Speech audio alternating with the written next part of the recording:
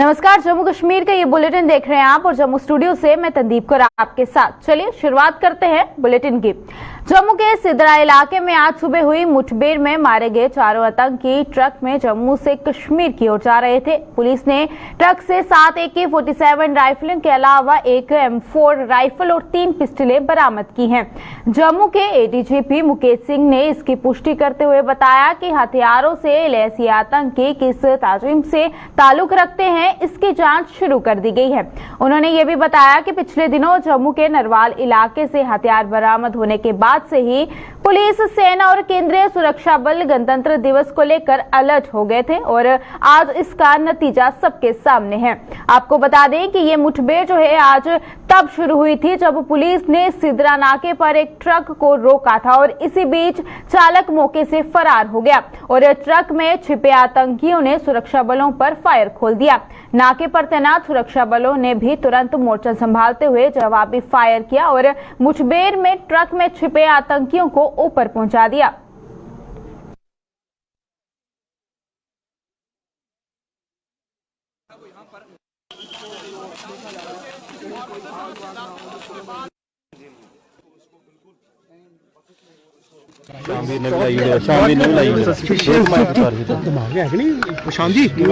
Search of the truck, heavy volume of fire was opened on us, and we retaliated.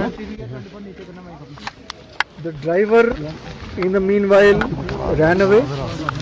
Search of the driver is going on. In the operation, 4 dead bodies have been recovered, so 4 terrorists have been killed. 7 AK-47s, 1 M4 rifle, that means 8 big weapons, and 3 pistols have been recovered so far. There are other materials belonging to the terrorists which have been recovered, which include pouches and magazines, etc. Everything is being scrutinized and analyzed. More details will follow. Young by We will not tell you the details of the group because we are not aware of the group. We are still investigating. Whether they came from the border or not is a matter which is to be investigated. The only thing we can tell you is that the truck was going from Jammu towards Srinagar side. If you remember, about a week, 10 days back, some weapons were recovered in Narwal area, which had put us on alert. Both army, police, CRPF, all of us together were on high alert on the run-up to 26 January function. And generally the border grid had been strengthened, the camps have been made more secure, and we were on high alert, and that is how we have been able to prevent this action. Jammu में हुई मुठभेड़ के बाद धर्मनगरी कटरा में सुरक्षा चाक चौबंद कर दी गई है। मां वैष्णो देवी के आधार शिविर से लेकर पवित्र भवन तक सुरक्षा बढ़ा दी गई है और इसके अलावा अतिरिक्त नाके लगाकर कटरा की ओर आने वाले हर गाड़ी की गहनता से तलाशी के बाद ही उसे आगे बढ़ने के लिए दिया जा रहा है। वहीं पर कटरा बाणगंगा और यात्रा मार्ग पर पुलिस और केंद्रीय अर्धसैनिक बल पेट्रोलिंग कर रहे हैं और पवित्र भवन परिसर में भी सुरक्षा के हर इंतजाम अपनाए जा रहे हैं। जिला रियासी के पुलिस प्रमुख अमित गुप्ता ने बताया कि नव वर्ष व गणतंत्र दिवस के मद्देनजर पहले से ही सुरक्षा व्यवस्था बढ़ाई गई थी और कल यानी वीरवार से एक नया सिक्योरिटी ग्रिड वजूद में लाया जा रहा है। तो हमारे इंतजामात में कोई कमी नहीं है, चाहे वो सिक्योरिटी ग्रिड है हमारी, चाहे वो क्राउड मैनेजमेंट है। और हम हमारे सीईओ श्राइन बोर्ड की अध्यक्षता में हमने एक सीरीज ऑफ मीटिंग की है कि इन केस ऑफ कोई भी कंटीजेंसी होती है, कोई भी प्लानिंग है, उसके हम एग्जीक्यूट करेंगे। और ये हमारी जो ड्रिल है, सिक्योरिटी ड्रिल है, ये हमारी 31 को नहीं स्टार्ट हो जाएगी, हमारी कल से स्टार्ट हो जाएगी। हम कल से ये सिक्योरिटी ग्रिड ऑन ग्राउंड ला रहे हैं ताकि जो भी नफरी बाहर से आएगी, जो भी ऑफिसर्स बाहर से आएंगे, वो वेल वर्स्ड हो ग्राउंड रियलिटीज के। इसीलिए हमारी जो ड्रिल है वो कल से स्टार्ट हो जाएगी। सिक्योरिटी ग्रिड तो हमारी पिछले 15 दिनों से हम एक्टिवेट हुए हैं, बट जो क्राउड मैनेजमेंट, जो एक्स्ट्रा डिप्लॉयमेंट है, वो हमारी कल से हो जाएगी और इन कंटिन्यूटी हम 31 से लेकर 1 और 2 तक हम इसमें जाएंगे। जम्मू के सिद्रा इलाके में हुई मुठभेड़ के बाद जम्मू में सुरक्षा व्यवस्था और चाक चौबंद कर दी गई है। जम्मू शहर में सभी नाकों पर पुलिस पहले और ज्यादा वो चौकसी हो गई है। शहर के में दाखिल होने और वहीं पर बाहर जाने वाले रास्तों पर ज्यादा सतर्कता वो बढ़ती जा रही है और हर गाड़ी की गहनता से तलाशी लेने के बाद ही उसे आगे बढ़ने दिया जा रहा है। मुठभेड़ शुरू होने से पहले फरार हुए ट्रक चालक की तलाश के लिए अभियान छेड़ दिया गया है, क्योंकि उसके हत्थे चढ़ने पर ही इस पूरी साजिश का पर्दाफाश हो पाएगा। जम्मू के लोगों ने सुरक्षा बलों के इस सफल ऑपरेशन पर उन्हें मुबारकबाद दी है। हर जगह नाके वगैरह लगाए गए हैं। अभी मैं इंदिरा चौक में खड़ा हूँ, वहाँ पे बहुत सख्त नाका है, मगर तो वेड फोर्स का बड़ा बड़ा शुक्रिया जिन्होंने 3 मिनट हमारे। और साथ में ही मैं आम पब्लिक को एक अपील करता हूँ, जब भी आप घर से निकले आपके पास हाई कार्ड वगैरह होना चाहिए और चेकिंग होगी। जो गलत होगा वही पकड़ा जाएगा, उसके बाद कार्ड नहीं गवर्नमेंट कर सकती है। और जब भी कोई नया साल या कोई त्योहार आने वाला होता है, जैसे अब 26 जनवरी आने वाली है, और ये आतंकी अपनी गतिविधियां तेज कर देते हैं और कहीं ना कहीं हमारी जो बेल्ट फोर्स है वो भी इनको नाकामयाब करने में वो तत्पर है।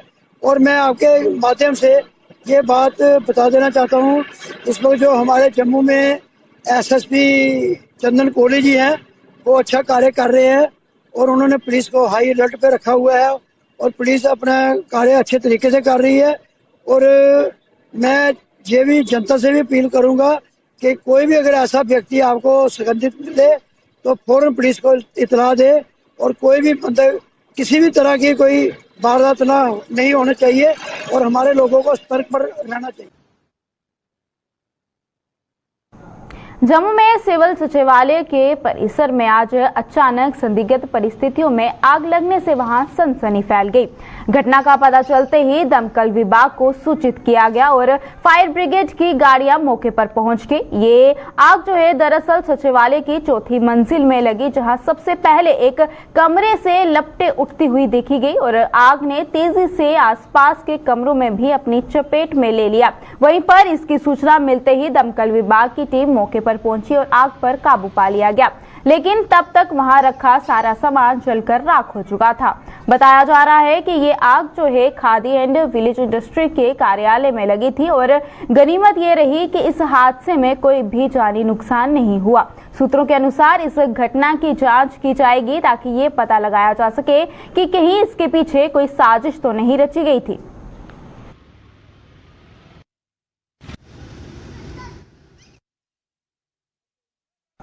हर साल की तरह इस बार भी गणतंत्र दिवस को होशोल्लास और सुरक्षित माहौल के बीच में मनाने की पूरी तरह से तैयारियां शुरू कर दी गई हैं। इसी सिलसिले में आज पुंछ में पुलिस प्रशासन द्वारा एक अहम बैठक का आयोजन किया गया, जिसकी अध्यक्षता वो जिला के डीसी इंद्रजीत ने की।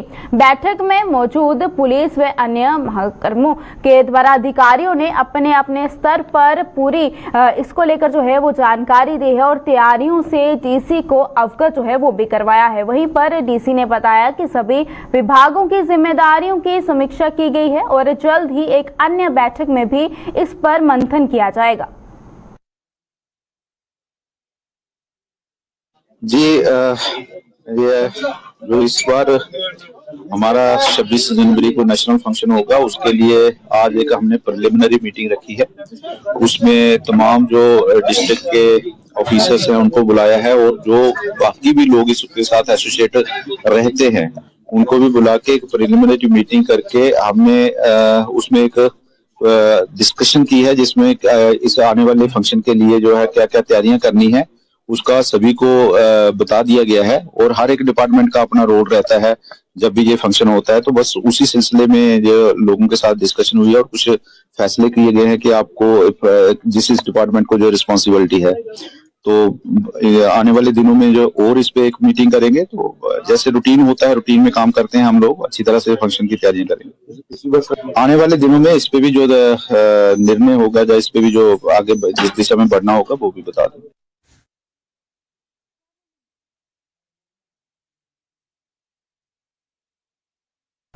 रजौरी में आज सेना के नाम राष्ट्रीय राइफल द्वारा आज रजौरी में पूर्व सैनिकों व शहीद परिवारों के लिए एक रैली का आयोजन किया गया। इस रैली में पूर्व सैनिकों और शहीद परिवारों की पेश आ रही उनकी समस्याओं का संज्ञान लेने के साथ साथ उनके उत्थान के लिए शुरू की गई योजनाओं की भी जानकारी दी गई।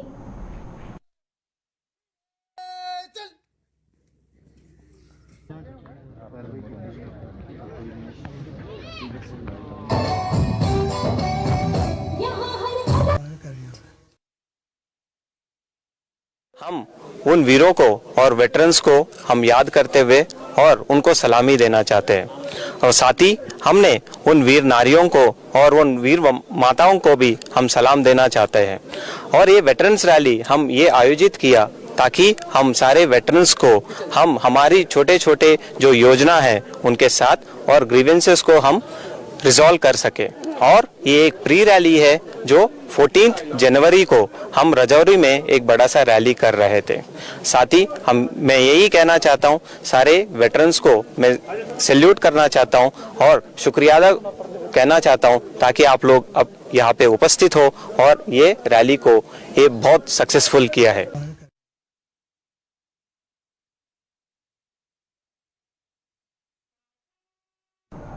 कठुआ जिले के मडीन तहसील के नायब तहसीलदार पर पिछले दिनों हुए जानलेवा हमले के आरोपियों को अभी तक गिरफ्तार न किए जाने के विरोध में राजस्व विभाग के पटवारियों का आंदोलन जारी है। पटवारियों ने आज जिला मुख्यालय पर धरना प्रदर्शन कर आरोपियों को जल्द गिरफ्तार करने की मांग की है।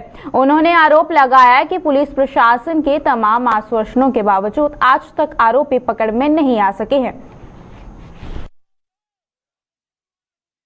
लेकिन अफसोस की बात यह है कि 20 तारीख और आज 28 तारीख है, आज की डेट कोई कार्रवाई नहीं हुई है। जब भी हमारी पटवारी स्टेशन पहले ये स्टेशन सब डिवीज़न हीरानगर में थी, एसडीएम साहब को भी बार बार अप्रोच किया गया और हमें ये एश्योरेंस मिला कि जो अटैक हुआ है, जो इसमें कल्प्रिट हैं उन पर कार्रवाई होगी, लेकिन आज की डेट तक कोई कार्रवाई नहीं हुई है। इसी की रिजेंटमेंट को देखते हुए पटवार स्टेशन जो डिस्ट्रिक्ट है उन्होंने टोकन 1 डे स्ट्राइक रखी है। इस एजिटेशन में पूरे जितनी भी तहसीलें हैं, कठुआ तहसील इंक्लूडेड बसोली, बनी, बिलावर, ये सभी आज 1 डे टोकन स्ट्राइक पर हैं और ये डिमांड करती हैं कि जो कल्प्रिट हैं उन पर तुरंत एक्शन होना चाहिए।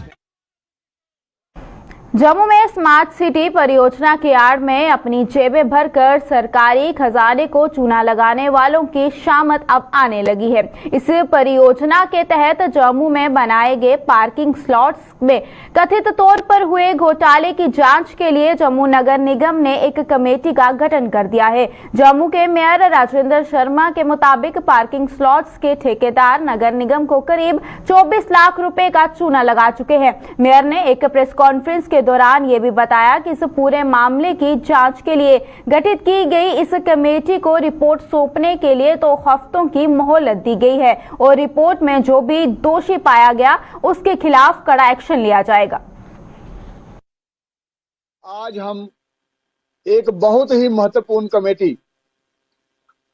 जो स्मार्ट सिटी के अंदर पार्किंग के स्लॉट्स हैं उसमें जो एक्सचेकर को नुकसान हुआ है उसको इन्वेस्टिगेट करने के लिए गठित की जा रही है। आपको जानकारी दे दूं, टोटल ये स्लॉट्स 33 हैं, 5 इसमें से ऑपरेशनल हैं, 1 पार्शली ऑपरेशनल है। टोटल रेवेन्यू जनरेटेड है 25 लाख और कारपोरेशन को मिला है सिर्फ 1 लाख। 25 लाख कॉन्ट्रैक्टर ने लिया और 1 लाख कारपोरेशन को मिला। कोई भी व्यवस्था उसको हम इस तरीके से बनाते हैं कि मैक्सिमम ट्रांसपेरेंसी हो और रेवेन्यू का लॉस जेएमसी को ना हो, लेकिन इसमें यह साफ दर्शा हुआ है कि जेएमसी को इसमें लॉस हुआ है। तो अब जैसे हमने तय किया था उस हिसाब से ये कमेटी बना दी गई है। ये रिपोर्ट सबमिट करेगी। अब ये कमेटी अपना काम करेगी और 2 हफ्तों में रिपोर्ट देगी कि क्या ये टेंडरिंग सही हुई कि नहीं हुई। अगर सही नहीं हुई है तो कौन से अधिकारी ऐसे हैं जो इसमें उन्होंने सही तरीके से काम नहीं किया। और मुझे लगता है इस कमेटी से सब चीजें ट्रांसपेरेंट हो जाएंगी और जनता को मैं आश्वस्त करता हूं, आपकी इस चौकीदारी के लिए हम यहां बैठे हैं और आपके हर पाई पाई का हिसाब लिया जाएगा और जो भी इसमें लिप्त पाया गया उसको हम नहीं बख्शेंगे। जम्मू के पंचतीर्थी इलाके में बनाई गई मल्टी लेवल पार्किंग उद्घाटन के बाद भी लोगों के किसी काम नहीं आ रही है। पिछले दिनों उपराज्यपाल ने इस पार्किंग का उद्घाटन कर इसे लोगों को समर्पित किया था, लेकिन इसे विडंबना ही कहा जाएगा कि जम्मू नगर निगम अभी तक इस पार्किंग की टेंडरिंग की प्रक्रिया पूरी नहीं कर पाई है। मौजूदा समय में ये पार्किंग खाली पड़ी हुई है, जिससे नगर निगम की कार्यशैली की पोल खोल कर जो है वो रखती है। इस पार्किंग के शुरू होने से पुराने शहर में कई इलाकों के लोगों को बेहद सुविधा मिल सकती है, लेकिन फिलहाल ऐसा होता नहीं दिख रहा है। जब पार्किंग बनाई है तो उसको यूज भी करना चाहिए और जो टेंडर वगैरह की प्रक्रिया है इसको पहले ही पूरा कर लेना चाहिए था। तो अभी कुछ नहीं बिगड़ा, अभी थोड़े दिन ही हुए हैं। गवर्नमेंट को जल्दी से जल्दी एक्टिवेट होके लोगों के लिए ये जो एक सुविधा बनाई है, सुविधा से दुकान नहीं रहनी चाहिए, उसको प्रैक्टिकल वे पे भी चलना चाहिए। तो इसको जल्दी से जल्दी सॉर्ट आउट जो प्रॉब्लम है इनको करें और लोगों को गाड़ियाँ लगाने का मौका मिले, क्योंकि बाहर आप देखिए यहाँ पे ट्रैफिक वाले हैं या और भी कोई एजेंसी हैं तो उसका फोटो खींच लेते हैं या उसके ऊपर स्टिकर लगा देते हैं। तो अगर फोटो खींचते हैं तो उसको नोटिस, उसका जो है चालान घर आ जाता है, उसको पता ही नहीं होता है मेरे को किस चीज़ का आया। जब उसको पता चलता है तो बड़ा हर बंदे को दिक्कत होती है, वो 1000 रुपया देगा या 2000 रुपया देगा। तो जब हमारे पास एक बिल्डिंग है, एक पार्किंग की एक व्यवस्था बनी है, तो उसको शुरू करें। लोग पैसे खर्चने के लिए तैयार हैं, ये मेरी समझ से तो गवर्नमेंट की तरफ से ही डलाई है और उसको जल्दी से जल्दी एक्टिवेट करें, जिससे लोगों को भी राहत की सांस मिले। और ट्रैफिक सबसे जरूरी है कि व्यवस्था जो ठीक हो ट्रैफिक की। यहाँ पे इतना बड़ा जाम है हमारी खासकर ओल्ड सिटी में, तो जब ये पार्किंग शुरू हो जाएगी तो मुझे लगता है कि लगभग हमारा 70-80% जो यहाँ पे आगे पीछे का जो समस्या है ट्रैफिक का वो ठीक हो जाएगा। ये जो पार्किंग बनाई गई है ये 1 महीने से थोड़ा कम ही हुआ है, तो इसकी इनॉग्रेशन की तो अब तक इसका कोई वो नहीं हुआ कि इधर गाड़ियाँ लगाने की कोई व्यवस्था नहीं हुई है। तो मैं चाहती हूँ कि इसकी व्यवस्था जल्दी से जल्दी की जाए, क्योंकि आने वाले जो रोड पे गाड़ियाँ लगी उनको बड़ी दिक्कत आ रही है। और जो पुलिस वाले होते हैं जो इनका चालान काट देते हैं, कुछ पैसे दे सकते हैं चालान के, कुछ नहीं दे सकते हैं। तो मेरी हर सरकार से यही गुजारिश है कि इस पार्किंग को शुरू किया जाए, जो इसका मुनासिब रेट है वो लगाकर इस पार्किंग को शुरू है। हमें इस पार्किंग से बड़ी उम्मीद थी कि ये पार्किंग शुरू होगी, लोगों को सहूलत प्रदान होगी। तो सभी अपने बड़े बड़े जो इधर इनॉग्रेशन के लिए आए थे उनको यही रिक्वेस्ट करूँगी कि जल्दी से जल्दी इस पार्किंग को शुरू किया जाए। और इससे लोगों को चलने में भी बड़ी मुश्किल हो रही है, क्योंकि गाड़ियाँ इस साइड पे लगी है, कभी कुछ इधर लगी है कुछ इधर लगी है, और रोड पे चलना लोगों को बड़ा मुश्किल हो रहा है, लोगों को बड़ी दिक्कत पेश आ रही है।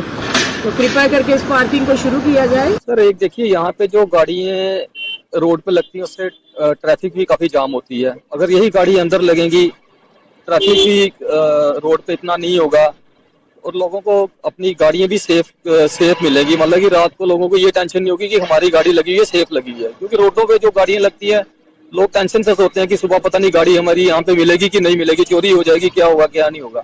यहाँ पार्किंग के अंदर लगी होगी तो लोगों को व्यवस्था मिलेगी कि हाँ भाई हमारी गाड़ी ठीक है, सेफ है, क्योंकि उसका पे करना है। सर ये कारण अब मेरी समझ से भी बाहर है कि देखिए जो पैसा लगा हुआ है ये आम पब्लिक का लगा है और लगभग मेरे को लगता है कि ये करोड़ों में पैसा लगा है और ये पैसा गवर्नमेंट के पास वापस आएगा, फिर पब्लिक में यूज होगा। और गवर्नमेंट इसको क्यों नहीं जल्दी से जल्दी शुरू करती कि वो पैसा गवर्नमेंट को वापस मिले अपना पैसा और गवर्नमेंट उस पैसे को पब्लिक में फिर से यूज करे। कश्मीर घाटी में सेवाएं देने वाले आश्रित वर्ग के मुलाजिमों के आंदोलन के समर्थन में जम्मू कश्मीर अपनी पार्टी ने प्रदर्शन किया। अपनी पार्टी ने प्रमोशन में आरक्षण को बहाल करने की मांग को लेकर भी नारेबाजी की। पार्टी नेताओं ने आरोप लगाया कि जम्मू कश्मीर प्रशासन दलित समाज विरोधी नीतियां वजूद में ला रही है, जिससे कभी भी कहीं भी तरह जो है बर्दाश्त नहीं किया जाएगा। उन्होंने चेतावनी दी कि अपनी पार्टी इन नीतियों का जवाब विधानसभा चुनावों में देगी। ऐसी पॉलिसियां हैं जो बेचारे दरबदार हो रहे हैं 6 महीने से, उनको आज उन्होंने ये भी कह दिया है कि हम इनकी तनख्वाह बंद कर देंगे, नहीं जाएंगे जो श्रीनगर वो तनख्वाह नहीं देंगे हम। तो इस ऐसी पॉलिसियाँ, घटिया पॉलिसियाँ बनाने से उनकी अच्छी पॉलिसी बनानी चाहिए कि जो पॉलिसी उनके लिए फेवर में हो। वो बेचारे कुर्बानियाँ दे रहे हैं उधर, तो माहौल ऐसा ख़राब है। जब माहौल ठीक हो जाता है तो उनको वापस भेज दिए। अभी फ़िलहाल उनके लिए कोई जम्मू ऐसी पॉलिसी बनाने से उनको शिफ्ट करना चाहिए। तो दूसरा हमारा ये है कि जो 2015 में promotion in reservation struck down की थी उसको भी बहाल करना चाहिए। ये ऐसी पॉलिसियाँ बना रहे हैं जो दलित समाज के विरोध हैं। ऐसी पॉलिसियाँ नहीं बनानी चाहिए। ऐसी पॉलिसियाँ बनाओ कि जो पॉलिसियाँ जम्मू कश्मीर के हित की पॉलिसियाँ होनी चाहिए। ऐसी पॉलिसियाँ नहीं बनानी चाहिए जो को विरोधी पॉलिसियाँ बने। उसके लिए आज इलेक्शन आने दो, इनको हम सबक सिखाएंगे कि ऐसी पॉलिसियाँ बना रहे हैं जो दलित समाज के साथ, ऐसी पॉलिसियाँ नहीं बनानी चाहिए। कश्मीर घाटी में चिलई कला के इस दौर में जहां हड्डियां कंपकपाने वाली ठंड पड़ रही है, वहीं जम्मू संभाग में भी ठंड कोई कसर नहीं छोड़ रही है।